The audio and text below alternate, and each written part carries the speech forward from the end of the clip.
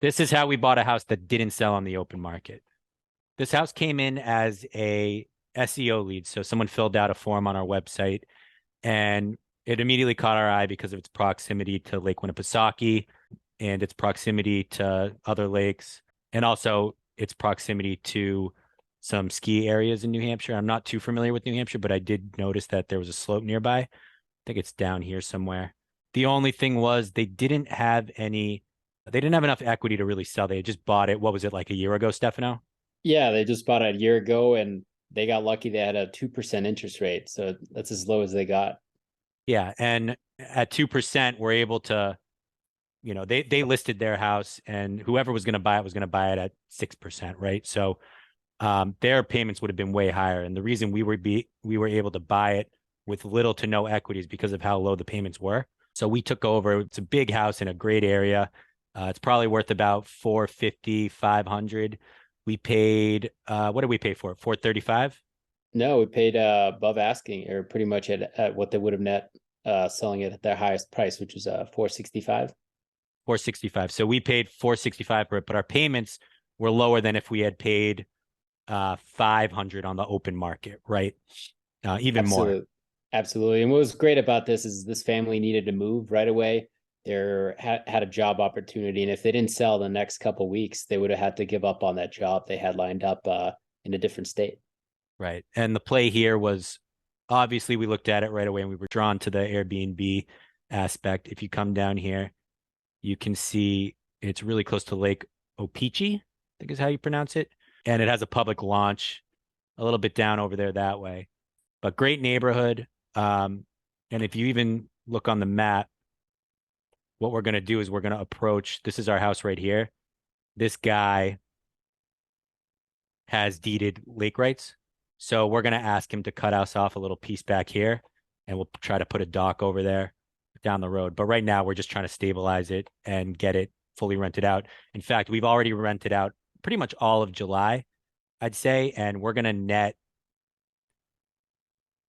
I I don't want want to to speak too soon because, there's always reimbursements and stuff. I think that we're going to net around 15,000 just in July alone. So I Stefano, don't what are our numbers on this? Yeah, so let me just add to what you're saying. I think we got June, July, and August already booked up, pretty much. So yeah, they're all around that time frame. So the numbers on this look like the 465 purchase price, and we had about 10,000 in furnishings on top of it. And then our monthly all in with heating expenses, we're looking at like 3,000 per month, all included. And so with our profit, we're looking at management fees. We're looking in the summertime closer to that number you're talking about, 15,000, and then working the winter months, we're looking probably closer to like that 5,000 range. Yeah, I think we did four in January. I'll have to look back. And then the net might be closer to like 35 or 3,000, but it's definitely enough to carry us through. And I think that with what we're doing with the property management, which we'll get into at some other point, we'll unlock a lot more and we'll offer things like guided ice fishing and some experiences and stuff like that. We're bringing on two people to help us out with that. They're going to kind of be our partners, and then we'll take on other outside clients.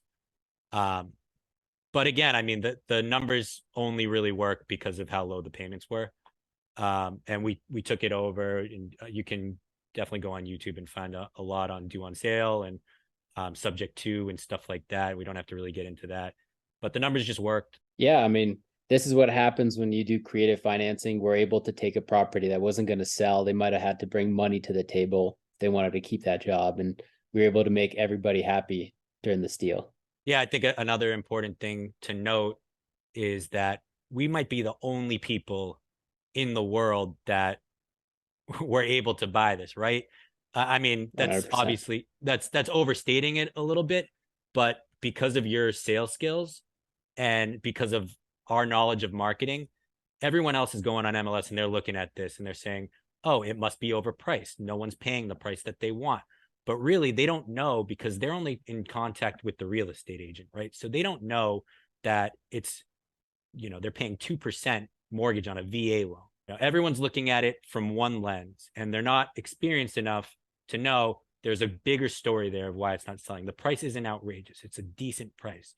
and we were able to make the realtor happy too. We ended up giving him a small piece of his fee, even though he wasn't able to sell it himself, but he was under contract with an agent. So we always tell people, if you're an agent and the seller doesn't have any equity and they're gonna have to bring money to the closing table, bring the deal to us. We'll take care of you.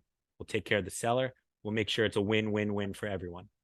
You know, they had other groups come by because they needed to move quickly. So they contacted wholesalers and they came by and they offered them way, way below what they owed the bank. So it wasn't going to work out.